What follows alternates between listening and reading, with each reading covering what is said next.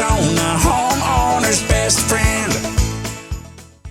Why don't you just take the homeowners that are listening through, what do you do with the clothes in the closet after a fire? Yeah, and so the equipment that we have is very highly specialized. So some people make the mistake, they think they can just take it to a dry cleaner and have the dry cleaner take care of it for them. It's not the same as the dry cleaner. I have a dry cleaning service that I use for my regular clothes, but I wouldn't take my smoke damage items to them.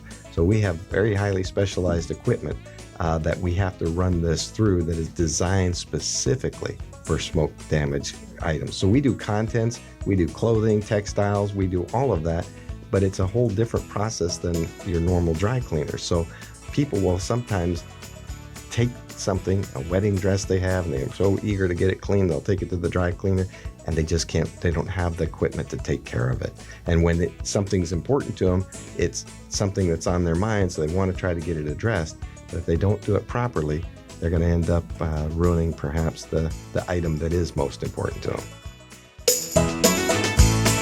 Rosie on the house, every Arizona homeowner's best friend.